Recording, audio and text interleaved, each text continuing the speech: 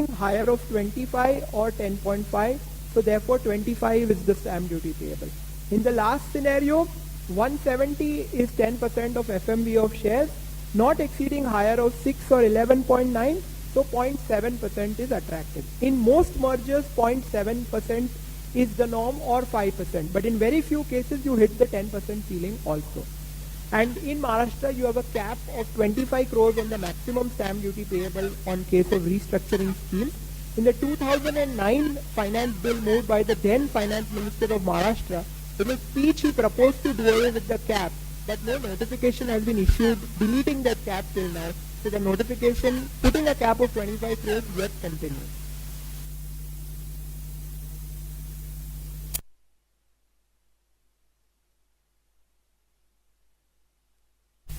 Now, how do you value the shares? Now, here again, it's very interesting. For market value of shares,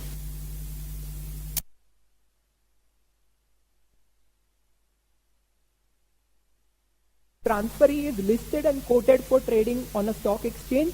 It is fair market value as on the appointed date in the scheme or the date of the court order. If the transferee is not listed and or listed but not quoted, then based on the fair market value of the transferor's share, and if that is also not possible, then fair market value as determined by the collector. Now, some issues with this. For listed transferee companies, what is meant by quoted for trading and what is meant by trading? Now, these are very archaic and badly drafted definitions. And what if there are no quotations on an appointed date for thinly traded shares? So these definitions need an urgent overhaul and should be brought in par with our SEBI takeover code or the ICDR regulations, which are more systematic and up-to-date methods of valuation. But the problem is even worse when you go to unlisted transferee companies. Why should the valuation be based on the transferor company's shares? And presumption that transferor company is listed is also unfounded. And the worst case scenario is valuation by the collector of land. Is a collector competent to value shares?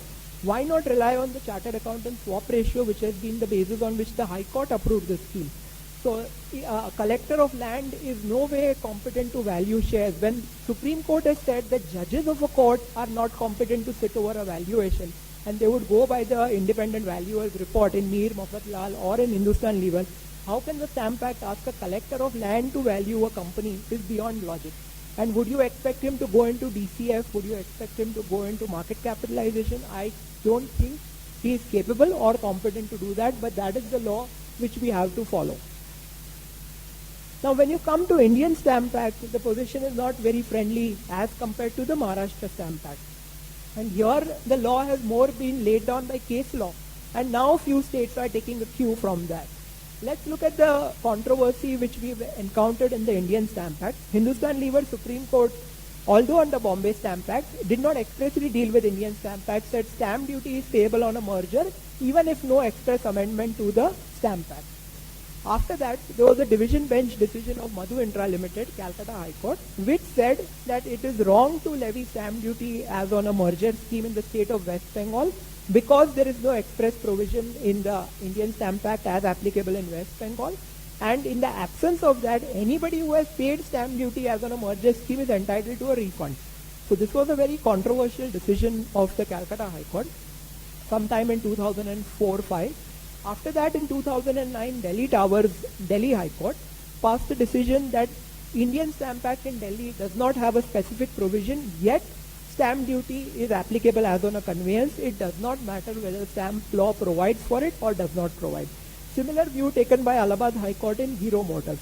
Last decision of the point is ITP Limited, a division bench decision of Calcutta High Court, which considered all the decisions, including Madhu Intra, and said it is wrong to say, even in the state of West Bengal, that where there is no express amendment, stamp duty would not be payable. Stamp duty is payable as on a conveyance, whether an express amendment or not. So if you look at the position now, there is a unanimous yes across India that you need to pay stamp duty as on a conveyance, whether your Stamp Act provides for it or not. Taking a cue from it, several states are now amending or have already done so their Stamp Act. So the states of Tamil Nadu, West Bengal, Uttar Pradesh have all amended their stamp law to provide for stamp duty as on a restructuring, that is merger or demerger. Now, merger stamp duty on what amount in cases where there is no express provision. Now here the Lee Taka Pharmaceuticals Bombay High Court decision of a stage prior to the amendment in the Bombay Stamp Act is very important. It says stamp duty is on the valuation of a undertaking. What is transferred is a going concern and not individual assets and liabilities in a scheme of merger. And that going concern is reflected by the swap ratio or the share exchange ratio, that is assets minus liabilities. Hence, valuation by the stamp office should be on the basis of price and shares allotted and other consideration paid and not gross value of assets. So this is an important principle. You pay stamp duty on the undertaking acquired, not on the gross value of assets without considering the liabilities. Now, if you merge a wholly owned subsidiary into a holding company, no shares are issued on merger. Hence, the charging provision under Article 25DA, which says that it is 10% of the value of shares issued, fails, and therefore the stamp duty is nil.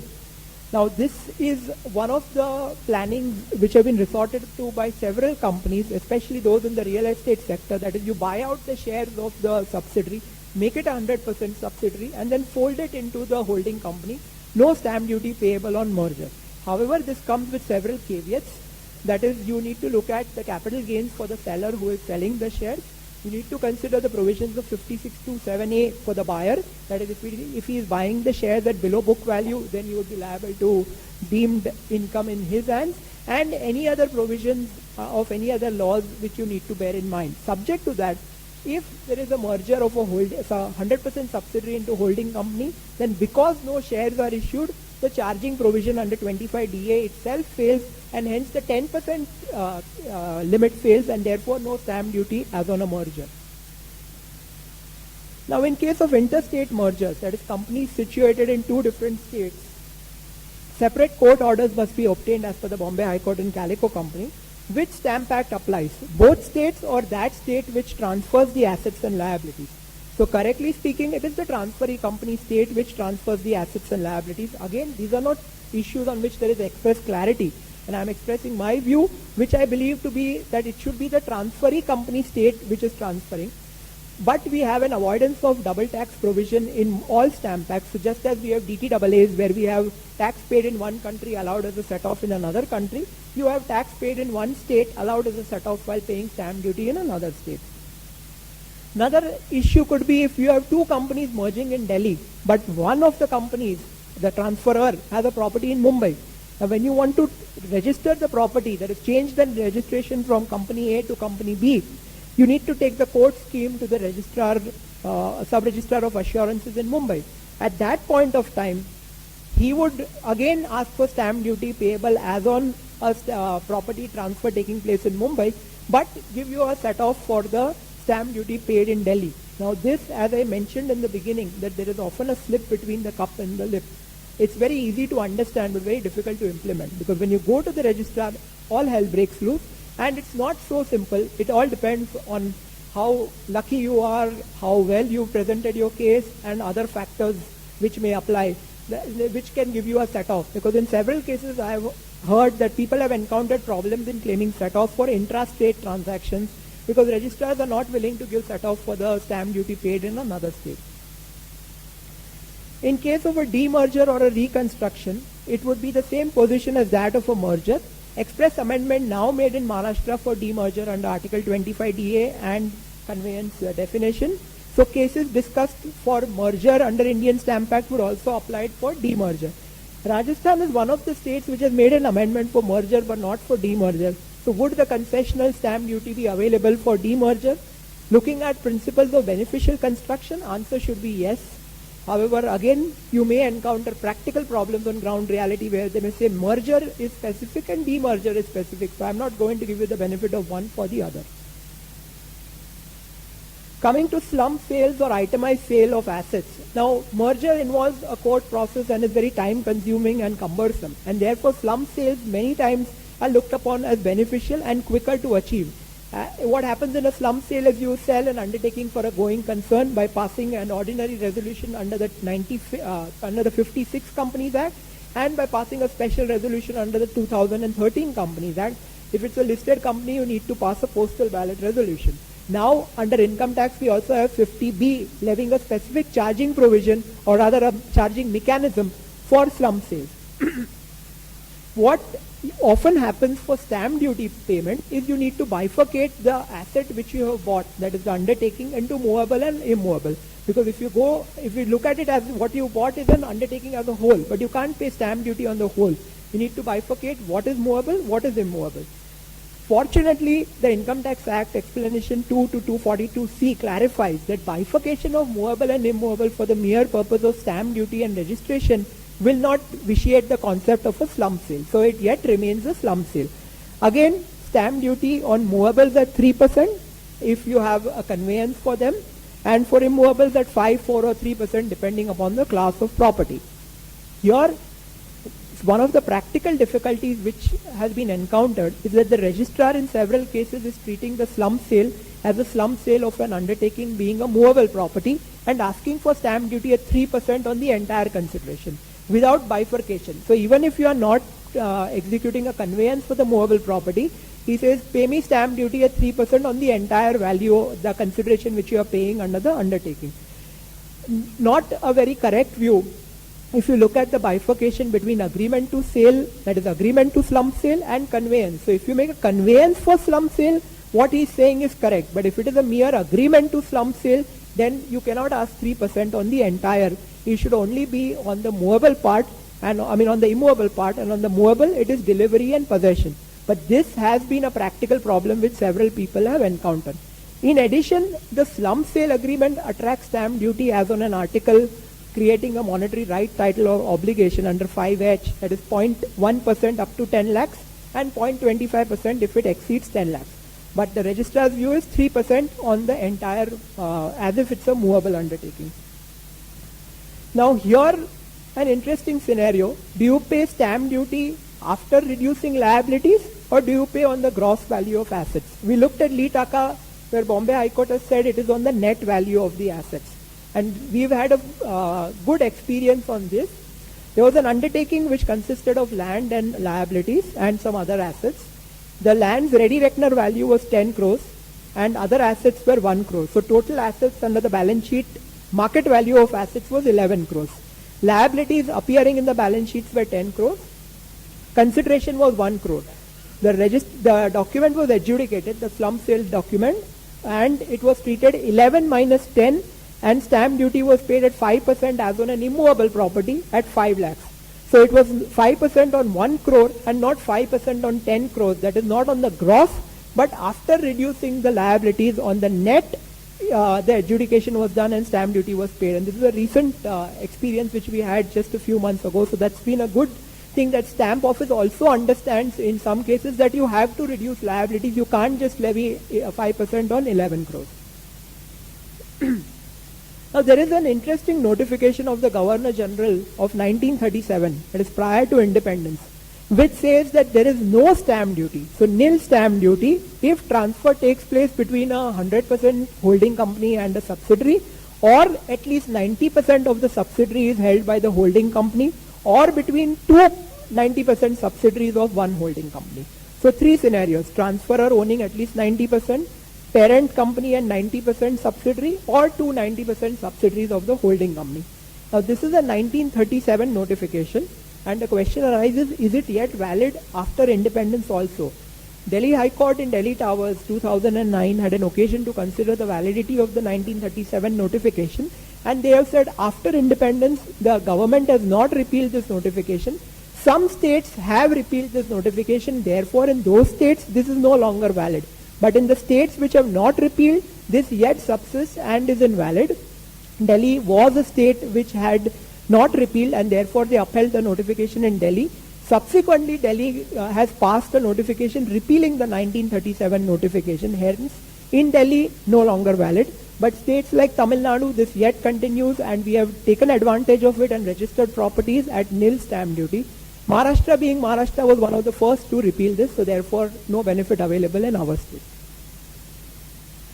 Share subscription agreement. Now, you often have share subscription or shareholders agreement where there are various covenants, reps and warranties executed by the company, by the promoters, And it's very commonplace in private equity funding, in venture capital funding, FDI. So you have an SSA or an SHA come an SSA.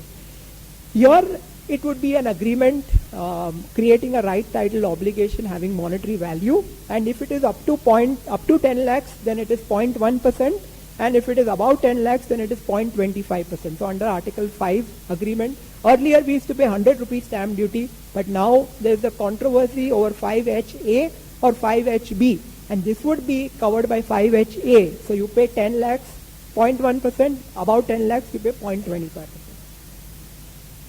Issue of shares, the articles of association and issue of share certificate, both attract stamp duty.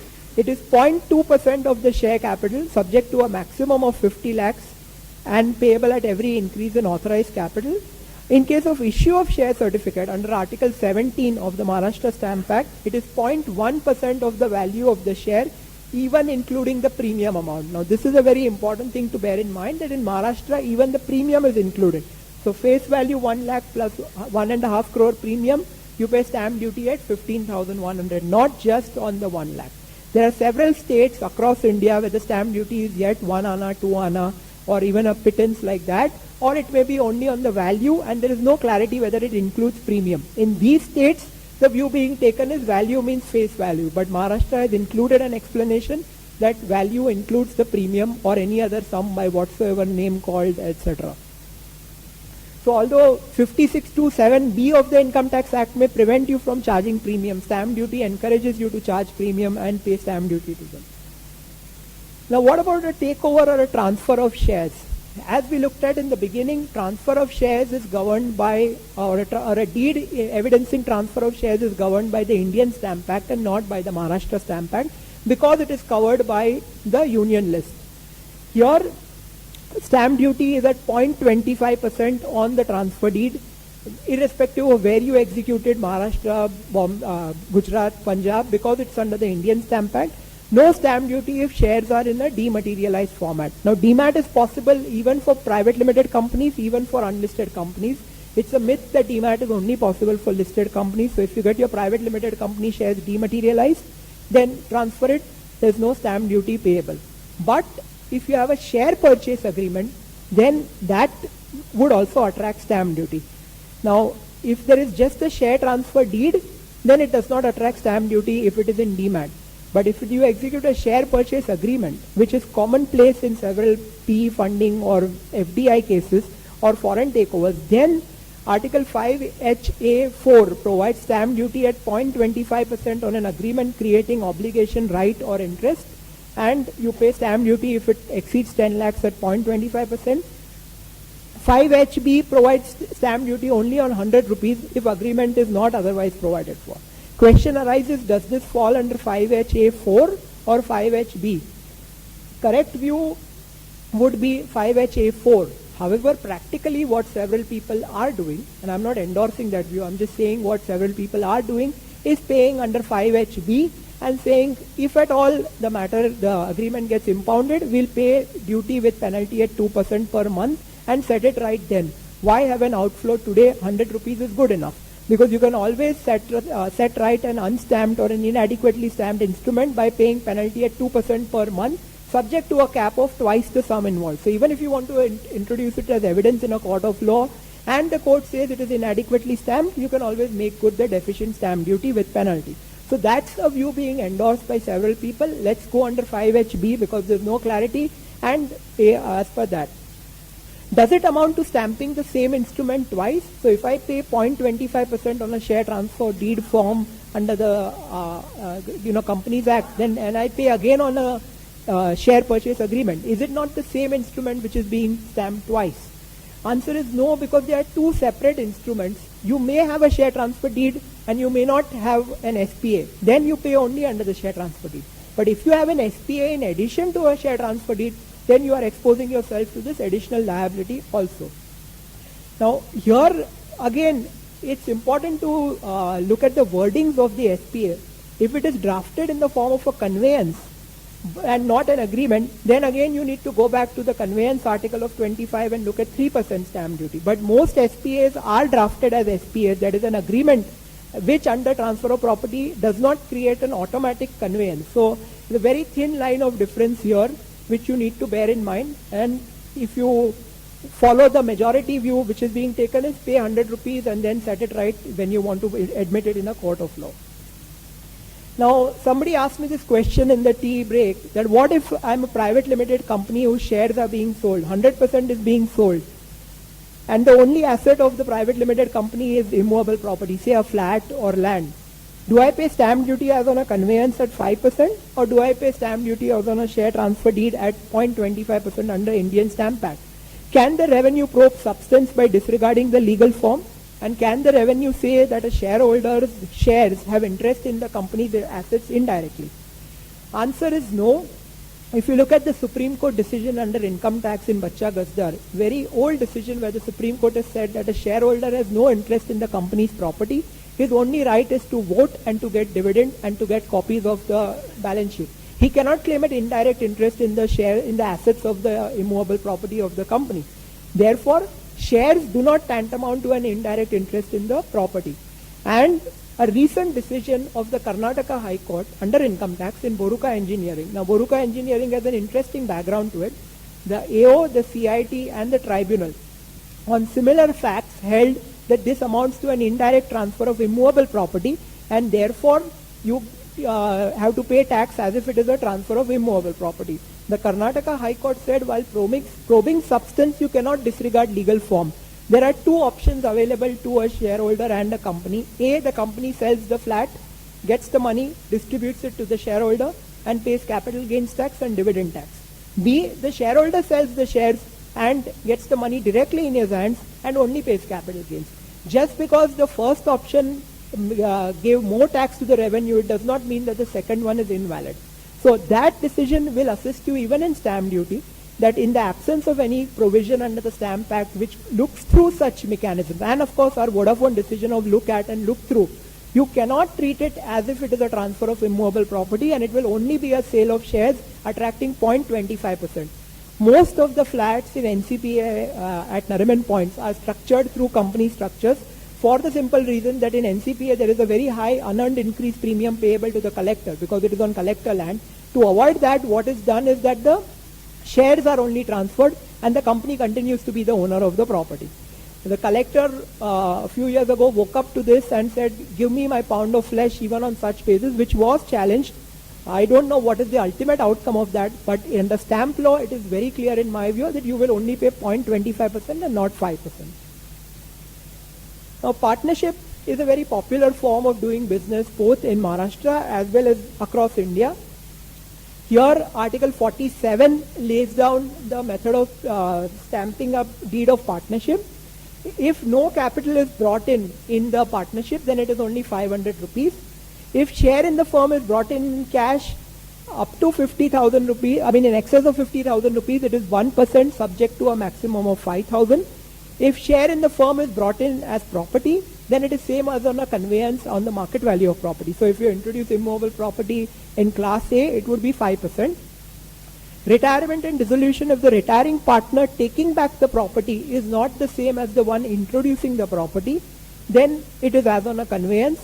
In any other case, that is where the retiring partner is the same as the one who introduced the property, it is 200 rupees. Logic is that he paid stamp duty when he introduced the property as on a conveyance. So now when he is taking it back, it's his own property and he should again not be put at double jeopardy. But in cases where the firm acquired it with the firm's money or some other partner brought it in and other one is taking it out, then you pay again as on a conveyance. Now, 5,000 cap, is it one time or is it per deed? Here, both schools of thought are equally prevalent, and there is no express clarity under Article 47. Unfortunately, there is even no judicial precedent. In my view, 5,000 is lifetime. Once you cross 5,000, then every fresh introduction of capital will only attract 500 rupees stamp duty. And I'm sure a lot of you are ready to disagree with me when I have made this statement, but I believe that 5,000 is the maximum which is payable on an instrument that is lifetime, and thereafter you are only subject to the 500 rupees even if you bring in more than 50,000 thereafter. So that's but as I said, both schools are open, and there have been cases where people have said 5,000 is per instrument.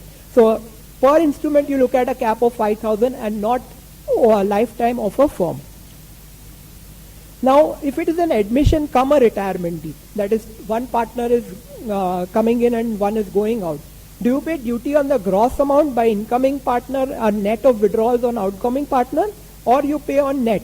Answer in my view should be on gross, because there are two separate transactions which are taking place through one deed. Be that as it may, you can't net off the two, you have to pay it on the gross basis only. And what if it is a deed of an association of persons, which we are familiar under income tax and not so under general law? Is it covered under Article 47? That is, can you say it is a partnership deed? No, AOP is not a partnership, and therefore it would be covered under Article 5 at 0.25, there should be 0.25%. That is creating monetary right title of obligation if it exceeds 10 lakhs, otherwise it would be 0.1%. Similarly, limited liability partnerships, very popular, especially in the real estate sector. Owner contributes land and builder contributes finance and labor. How do you levy stamp duty on an LLP agreement? No specific article under the Maharashtra Stamp Act. Is it 5%? Is it a conveyance? Definitely not. Is it Article 47? That is it a partnership? Now, the LLP Act says nothing contained in the Indian Partnership Act of 32 will apply to an LLP.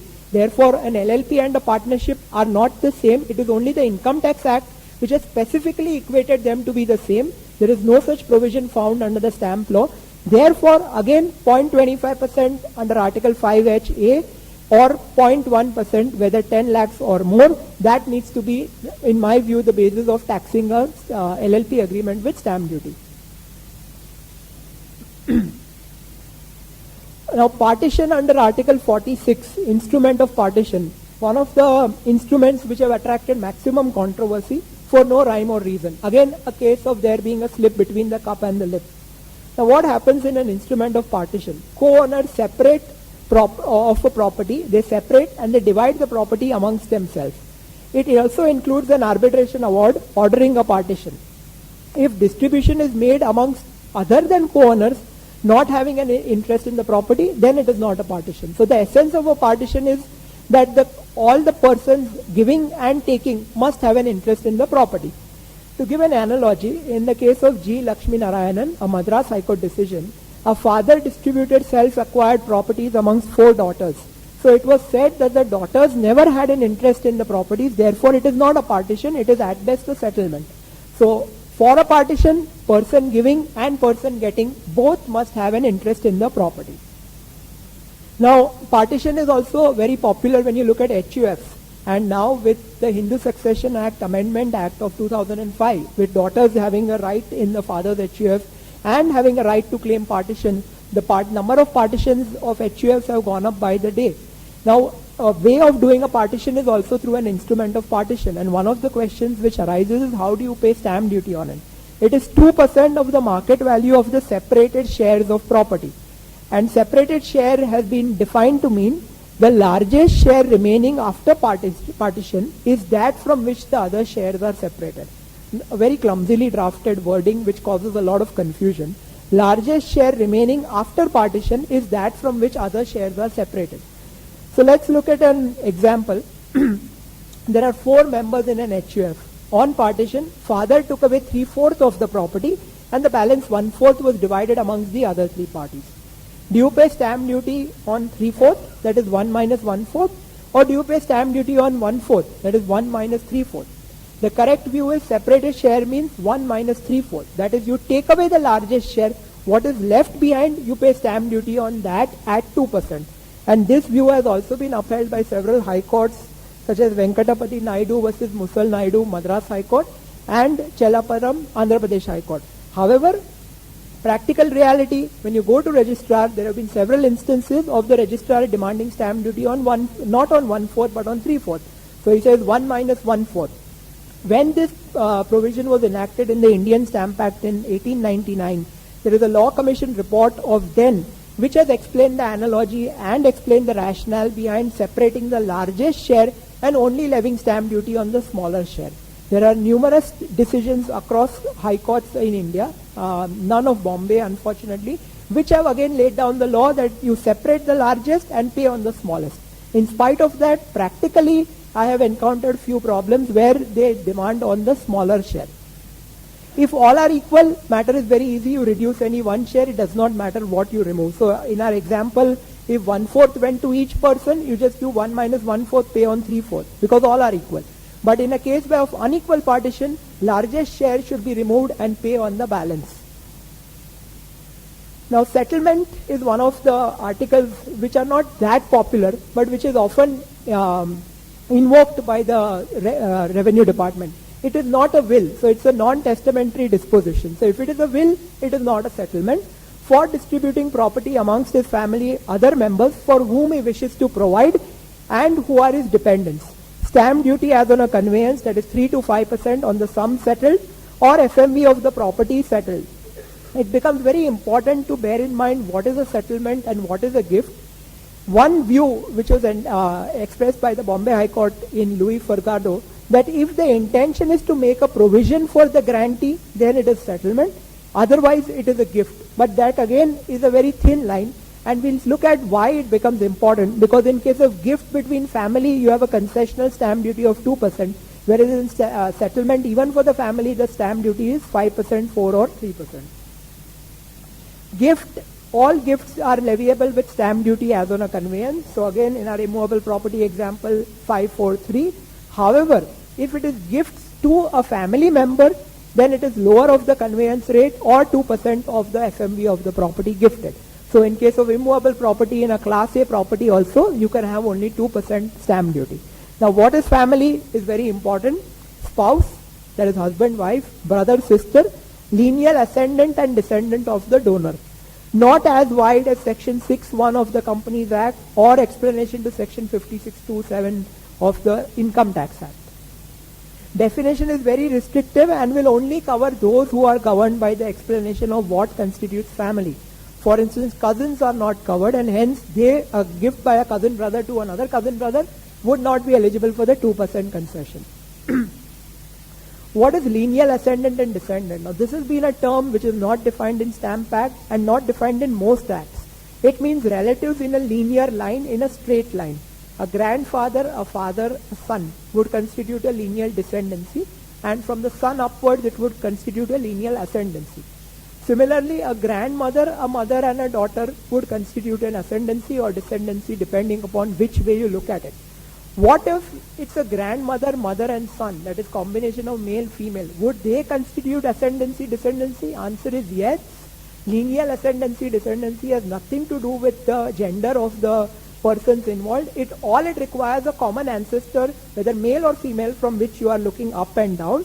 And here we have an income tax decision in Dhannalal Devilal, Rajasthan High Court, which has looked at whether grandmother, mother and son can be treated as lineal ascendancy or descendancy.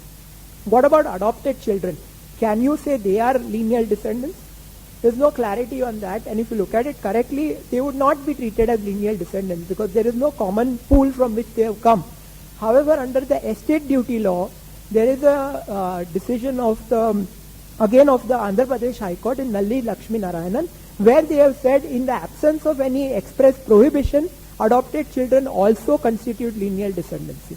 So you may rely on that decision for stamp duty purposes also, but again it would be a very controversial view to be taken. Relatives covered under section 56(2)(7)(b) or 7 of the Income Tax Act but not under the Maharashtra Stamp Act, spouses of siblings, uncles, aunts, spouses of one's lineal ascendant, descendant, and lineal ascendant and descendant of spouses and their spouses. So Income Tax Act is very wide when it comes to gifts within the family. These relatives are not covered under the Maharashtra Stamp Act. So although the gift may be out of the purview of deemed income, they would yet be liable to stamp duty. Relatives covered by the Companies Act Schedule 1A of the 56 Act, but not the Stamp Act, spouses of children, grandchildren, express provision for step-brothers and step-sisters. Now, the Companies Act 2013 draft rules to section 277, which defines the term relative, has even gone narrower compared to the 56 Act, and some very interesting omissions like son's son is covered but daughter's son is not a relative. Why this gender discrimination is beyond logic, but that is something which is now to be looked at. So you need to look at when you make a gift, the Income Tax Act, the stamp duty, and also look at the Companies Act if it is a gift or if it is something else involving companies. So different definitions under different laws. Now, while we are on the subject of gift, one important provision, even if you acknowledge a gift, would it be treated as an instrument of gift? That is, you acknowledge that I have received this gift and therefore would it attract stamp duty? Here, there is a decision of the Bombay High Court Nagpur bench in court receiver of Sri Satyasri Sai Baba Sanstha versus State of Maharashtra.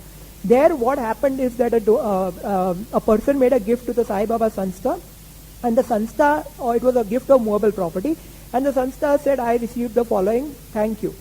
The matter went to the Bombay High Court whether this constituted an instrument of gift. And the Bombay High Court said this is only an acknowledgement of movable property which could anyways be transferred by delivery and possession, and therefore it does not attract stamp duty as on an instrument of gift. In my view, a very risky decision to be taking, that is, even if you acknowledge, you say it is not an instrument, whereas there have been decisions which have said even an account entry in your books of account is treated, and that is treated as acknowledgement and that is treated as an instrument.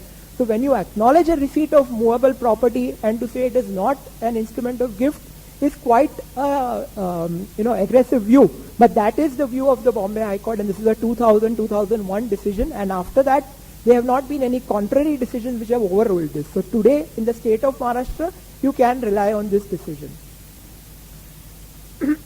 Release deed, very popular in family settlements. In restructuring of family-owned and family-run businesses, execution of release deed is a popular mode. One co-owner renounces his share in favor of another co-owner. The share of the other co-owners in the property automatically enlarges. Earlier, very stamp duty friendly because it attracted only 200 rupees and very less compared to a gift or a conveyance. Two decisions of the Bombay High Court in 2005 and 2006, Asha Bajaj and Shailesh Harital Punatar. In Asha Bajaj, they were a mother, son and daughter who were co-owners. The children released their share in the property in favor of the mother.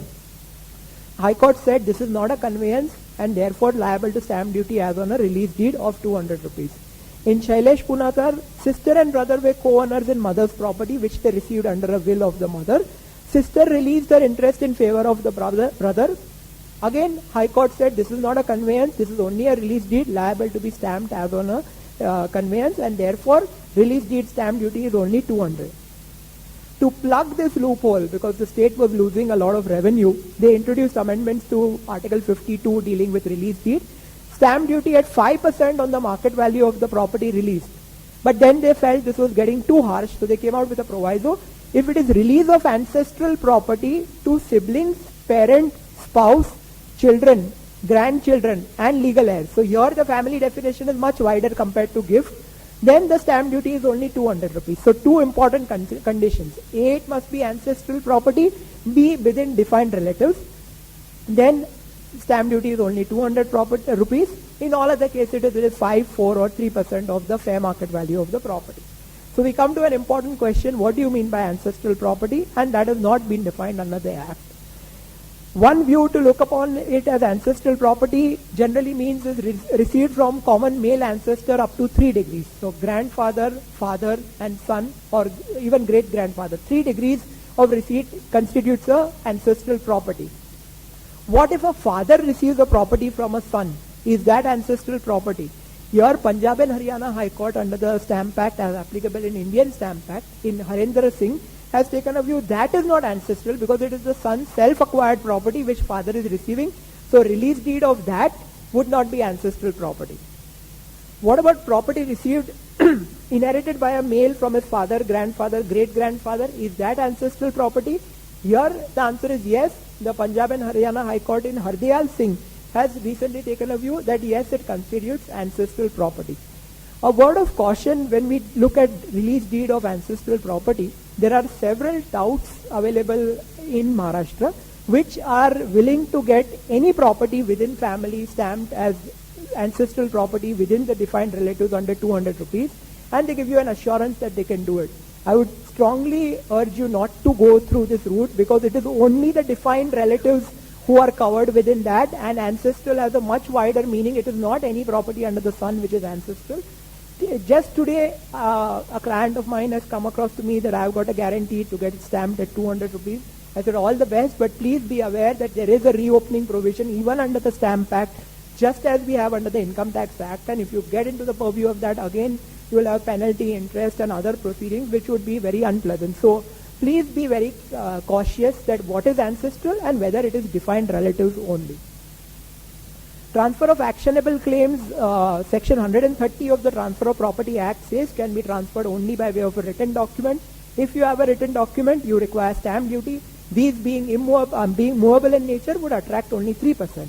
What do you mean by actionable claim? Claim to any debt which is not secured or beneficial interest in a movable property. Two examples, loans or a right in a contract. So if you want to assign loans, like RCL taking over loans from a bank, the deed of assignment is of actionable claims. The deed attracts stamp duty as on a conveyance of movables, that is 3%. Part 9 conversion is something which has attracted a lot of attention. So here a firm is converted under 565 of the Companies Act of 56, popularly known as Part 9, into a company under the Companies Act, and it becomes by statutory vesting a body corporate. And the ROC is bound to incorporate this company. Does such a statutory vesting attract stamp duty? Answer is no. There have been several High Court decisions under stamp law. Calcutta High Court in Ramasundari Ray and Andhra Pradesh High Court in Wali Pratibhada Rao versus Spinning and Ginning Mills, both of which have held that on case of a Part 9 conversion, it is a case of statutory vesting, no conveyance is required, and therefore no stamp duty.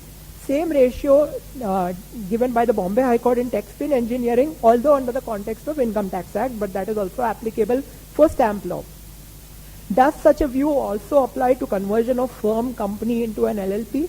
In my view, yes. That same view should also apply in case of conversion of a firm company into an LLP. There is only one small problem, that the LLP Act uses the words shall on conversion shall be transferred and shall vest into the LLP.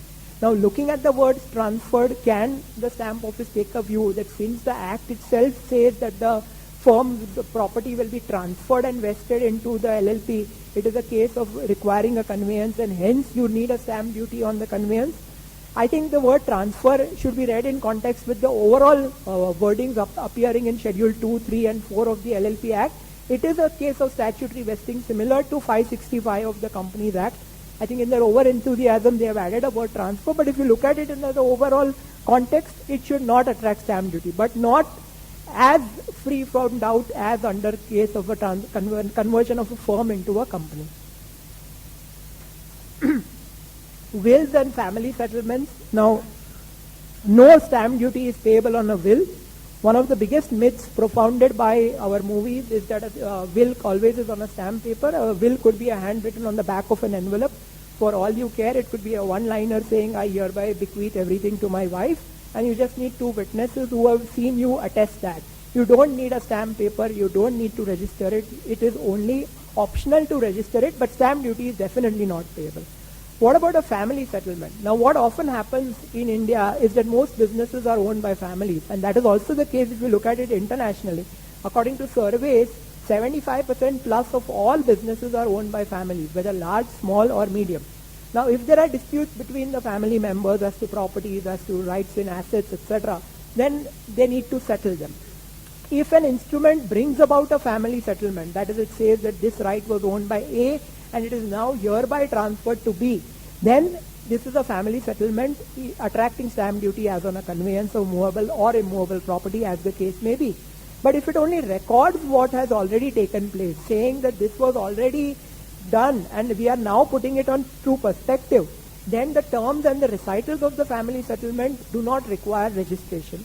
This has been brought down by several Supreme Court decisions, like Kale being the oldest, 1967 decision, Tegh Bahadur, Mathuri Pulya, and there have been a host of Supreme Court and High Court decisions. On the same analogy, stamp duty also should not be paid, and here you have a Bombay High Court decision in Abdul Karim Ibrahim Balwa. Here there was a document recording a fact of family settlement and the manner of settlement, but it did not bring about the settlement. It only recorded the facts. Bombay High Court said this is not liable to stamp duty as on an agreement, a conveyance, a partition or a settlement, and therefore it is outside the purview of the stamp law. Practical reality, Again, when you go to register a document of family settlement, it is impossible to register it without paying proper stamp duty as understood by them, and you are forced to either pay stamp duty or the document has been impounded. The common refrain is, please go and litigate if you don't want to pay stamp duty, or at least pay stamp duty as on an instrument of partition. That is a via media thought about by the registrar, which has no locus standi. At least pay stamp duty as on a partition.